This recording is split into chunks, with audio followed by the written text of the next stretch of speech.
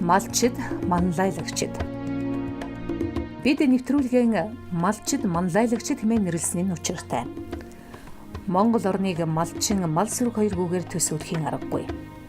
Бөмбөрцгийн өөр хаан ч үгүй нүүдлийн соёл иргэншлийг нуруундаа тээж, хязгаар нутгийн харуулна болж байгаа малчид хүмүүнлэгийн үлсэд нэгдэж Монголын улаан загалмай нийгэмлэгийнхэнтэй хамтран төрөдөн нэмэлт хүч болон зүтгэж байна.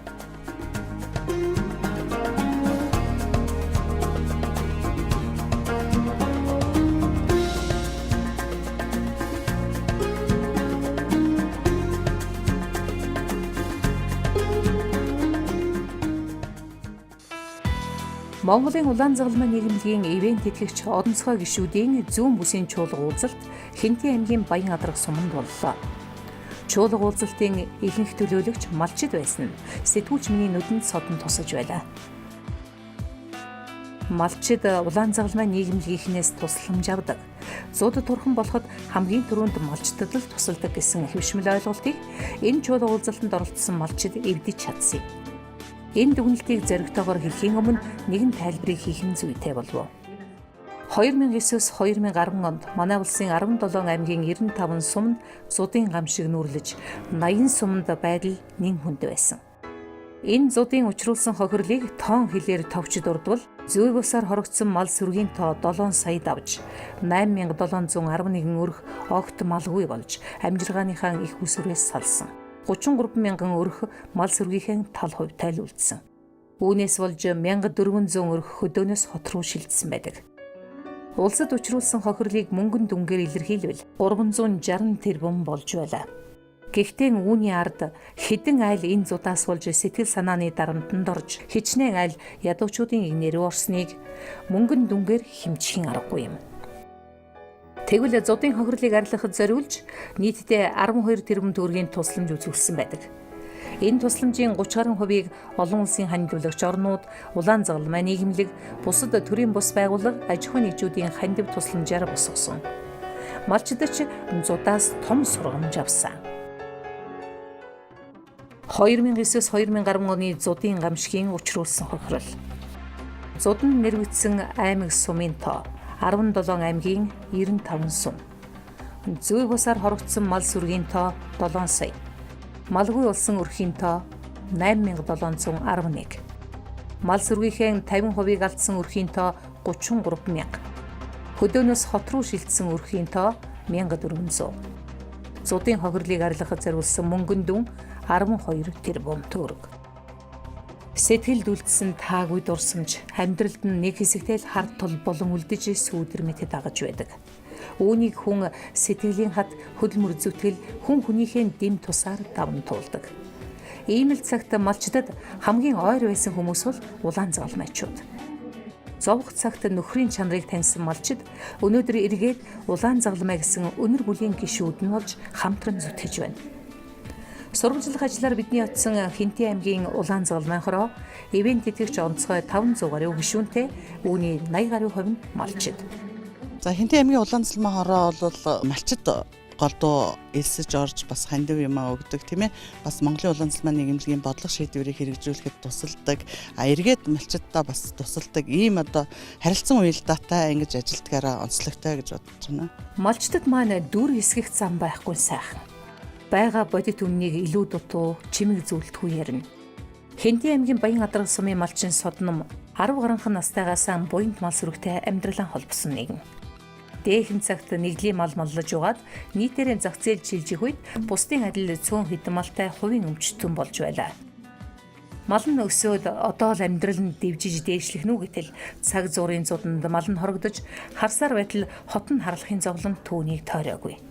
Гэхдээ ингээд шантарч гундлагүй даваад л гарсан. Харин ч өнөөдөр хүний зэрэгтэй амьдарч хэдэн хүүхдээ өрх тусгаарлагт нь өмчилж тастаад өгөх мал сүрэгтэй сайн сайхан амьдарч явна. Үүнийхээ ач буйныг улаан загалмайн хамт олонтой холбож ярих дуртай юм билээ. Малчин хүн гэдэг чинь бол одоо яг зурхан тусламж авч болно. Гэхдээ одоо энэний хариуг бол ёстой одоо энэрэнгүй сэтгэлээр одоо хариуг нь барьж явах ёстой л гэж ойлгодог шүү дээ. Монголын улаан загалмай нийгэмлэгийн ивент тэтгэгч Онцгой гишүүдийн чуулга уулзалтанд Хинтээ, Сүхбаатар, Дорнод, Тэрж байтугай Өвөр Монголын өөртөө засах орноос малчид оролцож байлаа. Хурал нь их ажил хэрэгч болох юм. Зөвлөгөөнөө хүлээгээд сурчсан малчид улсын наадам үзэх лугаа гоёчсон яг цагтаа цугласан байлаа. Жилдээ нэг уулзалдаж, өнгөрсөн хугацаанд ямар ажил амжуулснаа хөөрөлдөж, сайн ажилласан нөтөө шагнаж, бас улаан загалмайн хорооноос заавар зөвлөмж аваад нутаг буцхыг хараад малчид маань хүмүүнлэгийн ямар их өргөн фронт болохыг мэдэрсэн. Нодлоор манай энэ чинь 2-3 айл гэл шатаад тэр нь би мал ахгүй өгсөн мөнгө цаасны ханд үзсэн. Яг олон төмөн дундаа явж одоо өнчин ядуугаа тэтгэж тэжээж одоо янз бүрээр туслана шүү дээ. Одоо би 40 гаруй литр цус өгөөд 150 гаруй удаа цус өгсөн. Малчид биднийхээ одоо санал бодлоо хүлээж аваад биднээсээ дэмжиж тусалцаа аваад энэ манай малчидтайгаа их ойрхон ажилладаг. Хүн хүнтэй ойрхон байх, хүн хүнтэйгээ нийлж амьдрах тийм л юм шойтож ирж байгаа юм шиг байна.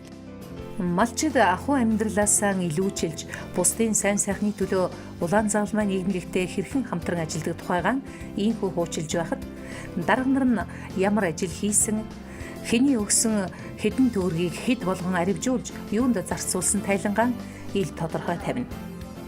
Өгсөн мөнгө нь үргүй хоосон салхинд хийсдгүй, үр дүн нь нүдэн дээр илтвэдэг тул гишүүний татвараа заавал өгөх ёстой жагсаалтантаа оруулдаг. Бас ямар шин ажил санаачилснаа ч энэ хурал дээрээ танилцуулах боломжтой. Нийтийг хамарсан гоц халдварт өвчнөөс өрсөлдөн сэргийлэх чиглэлээр эрүүл мэндийн асуудал хариуцсан төрийн захиргааны төв байгууллагатай хамтран ажиллах нөхцөл үүсэж байна. Энэ маань орон нутаг аймагуудад бол эрүүл мэндийнхаа газартаа хамтран ажиллана гэсэн үг ээ. Малчтад бас туслахын зэрэгцээгээр малчид эргээд улаан загалмайн хороотойгоо хамтран ажиллах бусад одоо хүмүүс тохиолдож байгаа энэ одоо гамшиг бэрхшээлийг даван туулахад нь бас сэтгэл зүйн дэмжлэг үзүүлэх энэ чиглэлээр бол хамтран ажиллаж байгаа нь бол бас бидний хувьд бол талархалтай байдаг юм аа. Төрөөс ямар нэгэн дэмжлэг хүсэхгүйгээр ивентэд ч онцгой гişүүд улаан загалмайчдынхаа хандив тусламжаар тэдгээрт гэр олгодог, тусламж үзүүлдэг ийм сайхан ажлууд бол нэлээд хийгдсэн. Энэ уулзалтын бас нэг онцлог нь зөвхөн аймгийнхаа асуудлыг яриа зогсохгүй, яаж бүс нутгаараа хөгжих вэ гэдгийг хамтдаа хэлэлцэж байлаа. Тухайлбал гамшиг тохиолдсон үед баг эрсдэл хүлээх менежментийг ярилцаж, гамшигын эрсдлийн сан байгуулахаар тогтлоо. Гамшигын нөөцийн сан бүрдүүлэх. Энэ нөөцийн сан бүрдүүлнэ гэдэг нь бол тухайн орон нутагт гамшиг болоход хин нэгэн одоо улс орны хэмжээнд юм уу, гадны донор орнуудын хэмжээнд одоо хөрөнгө оруулах, пиззар гуйх биш дотооддоо байгаа нөөц хүчийг ашиглаж малчид бие биенийхээ одоо цуглуулсан хөрөнгийг ариужуулж ингэж үржүүлж байх юм бол тухайн орон нутагт бүс сэргэлдээ бүсийн аймагуудаа болон малчдад хамгийн түрүүнд одоо яаралтай тусламж үзүүлэх боломж хүрдэг. Эрсдлийн сан гэдгийг малчд өөрсдөө бий болгох хэрэгтэй юм л гэж боддог. Эрсдлийн сангаар олон зүйл бас хийж болох байх. Ерөөсөө малаараа юу, арьс шир түүхий дээр ямар хэлбэрээр байвал малчтад илүү их тустай дэмтэй байх бол. Ер нь энэ малаараа л байвал болох юм бол малчдаа малнаараа төлөвлөгөө хийж аваад маллаад явал дэвлүүл. Эдийн засаг хямарч хаанаа бүсээн чангалсан энэ өдрүүдэд малчид энхүү улаан загалмайн нийгэмлэгийнхэнтэй хамтарч эрсдлийн сан байгуулах асуудлыг хилцэнэ гэдэг сэтгэлгээний хувьд дэвшил гарсныг харуулж байна. Байнга малчин гэдгээрийн төрөө барьж тусламж дэмжлэг аваад байх бус малчид өөрсдөө хүмүүнлэгийн үйлсэд манлайлагч болж 50 цаг төрөмтлүүлсэн 1000 төгрөг эргээд амьдралын өөрчлөх хэмжээний тусламж болон ирнэ гэдгийг өнөөдөр тэд ухаарчээ.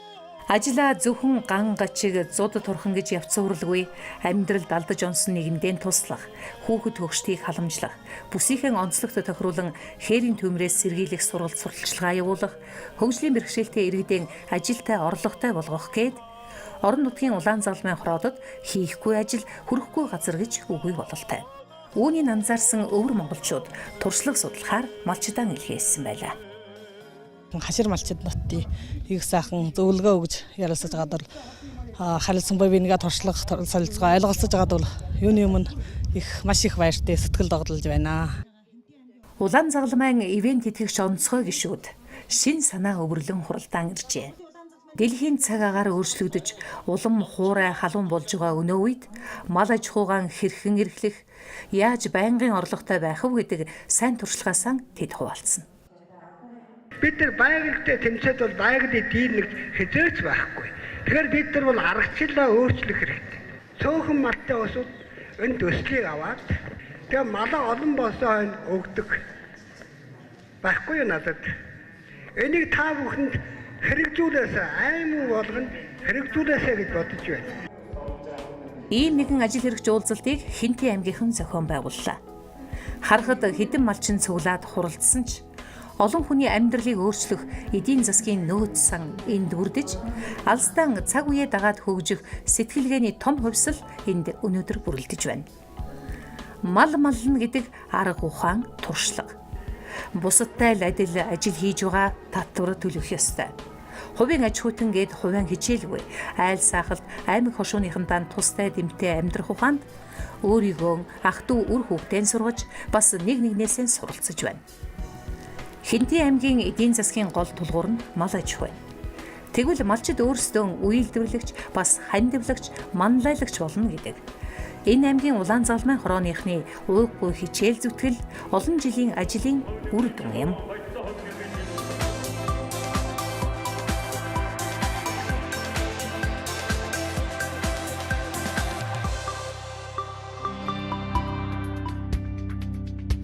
Хинтээ аймагт Монголын Улаан Загалмайн нийгмийн ивент тэтгэгч онцгой гишүүдийн чуулга уулзалт болж байхад Булган аймагт төвийн бүсийн залуу малчдын зөвлөгөөнийг амжилттай зохион байгууллаа.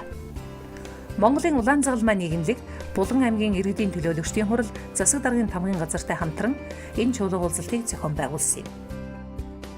Улаан Загалмайн ивент тэтгэгч онцгой гишүүдийн хандвалсан мөнгө хаачдаг вэ гэсэн асуултанд дарга нар нь эргээд малгүй болсон малчид эсвэл ам бүлцгөөтэй амжиргаа тааруулхан эмзэг бүлгийнхэнд тусламж болон очдог хэмээн хариулж байсан.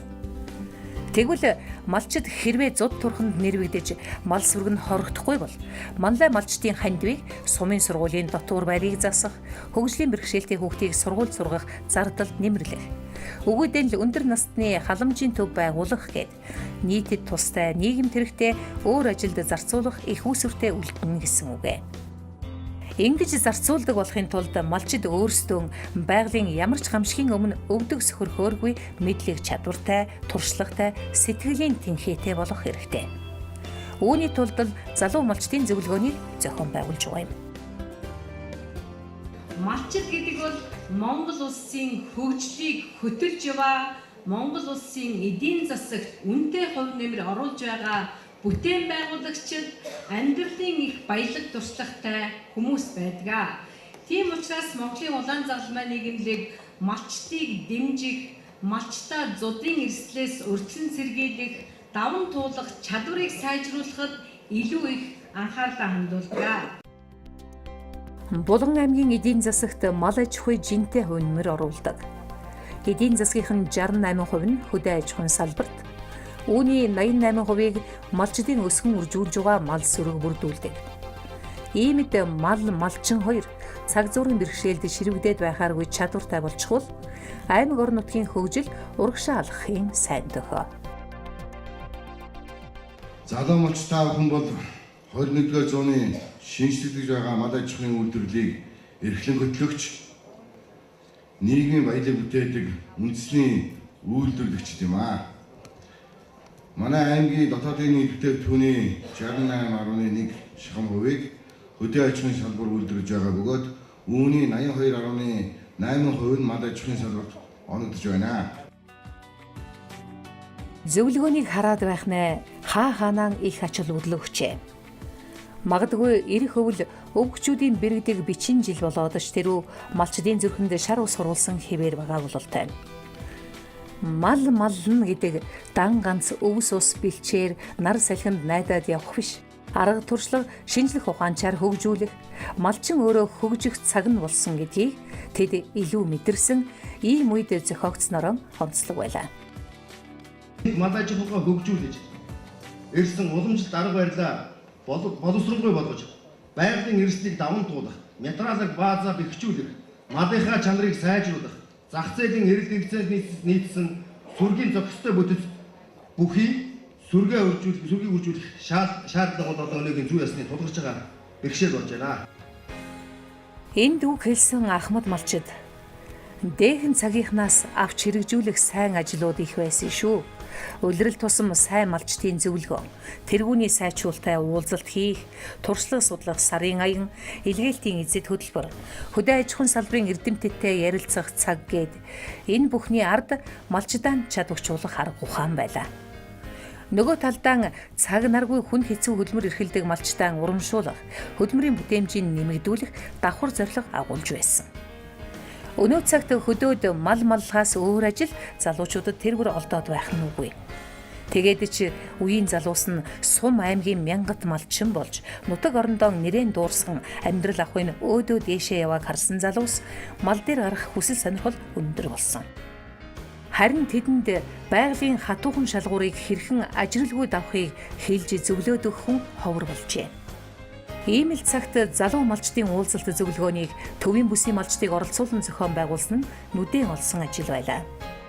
Тугайлбал хөдөлмөрийн баатар Поло, Гавьяат малчин Дорж, Дамби Жансан, анхны Гавьяат малчин Доржийн зээ охин Динсма нарын зэрэг хийсэн ажил хэлэх хүүхдээ малчдын амнаас мал маллах арга ухаан ариун их туршлагын сонсно гэдэг ангасан талд бороо орохтой адил үн цэнтэй байлаа. За энэ малчтын Гавьяатан гэж өөдөн татах нь бол жил болгон зул зурханд яах вэ хүүгээ туслаад байхтай биш. Тэгээд хэд маань бол головсондаа энэ туршилгаа энэ ахмадуудаас авсан өв уламжлалаа төгөөнд дэлгэрүүлэх, оршоо нэгдэл байгуулах, хамтарч ажиллах энэ болгоныг л одоо бүтээх зорилго тавьж чуулганаа зохион байгуулж байна да. Монголын Улаанзаалмай нийгэмлэгээс Булган аймгийн иргэдийн төлөөлөгчдийн хурал засаг даргын тамгын газартай хамтран зохион байгуулсан залуу малчдын чуулга уулзалтанд Булганы малчтаас гадна Орхон, Сэлэнг, Дархан уул, Архангай, Төв аймгийн бүх сумдаас багийн хурлаараа хилцүүлэн сонгосон тэргүүний залуус өргөдөн оролцлоо. Түншлэлдэг байгууллага Улаанзаалмай нийгэмлэгчтэй. Тэгээд ядарсан зөдөрсөн цагтаал тийшэл хардаг, тэд маань ч гар сонгодог ийм байгууллага байдаг. 10 онд одоо 100 болоход манад тусдан ятчихсэн. Энэ залуу малчтад хэлэхэд энэ хойд үед Улаанзаалмайд илсэж байх тийм ээ. Энэ гişүүд нь болж явах зүгээр юм уу? Энд дуулсан мэдснээ малчид эргээд айл сайхалтынхантаа сонин сайхан болгон дуулгана. Багийн хурал дээр сонсгол мэдээллийг даалгавар захиастай ирсэн малчин ч байгаа. Ингээд бодохоор хуралд оролцсон 200 хүнээр зөвлөгөөний цар хүрээг хязгаарлах аргагүй юм. Монгол улсын бүх багт, бүх суманд гамшигын эрсдлийг бууруулах, бэлэн байдлаа хангах энэ чиглэлээр Улаанзаалмай сайн дурынхантай өөрийн гэсэн зохион байгуулалтын бүтэцтэй дэмжигчтэй болохыг зорж байна. Хүмүүнлэгийн үйлсэд нэгдэнэ гэдэг өөрт байгаагаа илүүчилж бэлэн тусламж үзүүлэхээс илүү өөрийнхөө сурсан мэдснийг түмэн олонтойгоо хуваалцах өвөлгийн бас нэгэн хэлбэр. Загас барьж өгөх биш, барих арга ухааныг зааж өгнө гэдэг аль алиндаа алс хилтэн хэрэгтэй. Мал сүргэн өсөн үржээд нэг малаас авах ашиг шим нэмэгдээд ирвэл малчин түмний амьдрал ахуй дээшлэн дэмжинэ. Малчин түмний амьдрал өөдөөн байвал нутаг орны хөгжилд дэмтэй. Аймаг сум нь хөгжиж дэвжээд ирвэл энэ улсын хэрэг бүтнэ гээд нэгэн бүтэн хөгжлийн хүрд бие биесээ хамааралтай зэрэгцэн оршиж байна. Энэ хүрдийг хурдлуулахад Монголын Улаанзаалмай нийгэмлэгийн орон нутаг дахь хороод өөрсдийн нутаг орны онцлог тохирсон хөтөлбөр сургалт зөвлөгөөнийг зохион байгуулж байгаа тухай Хинти Булган аймгаас сурвалжлан хүргэлээ. Хүн байхын нэгэн учир хүнлэг энэрэнгүй, хүмүүнлэг байхад оршин хэмээх үгээр нэвтрүүлгэн өндөрлөе.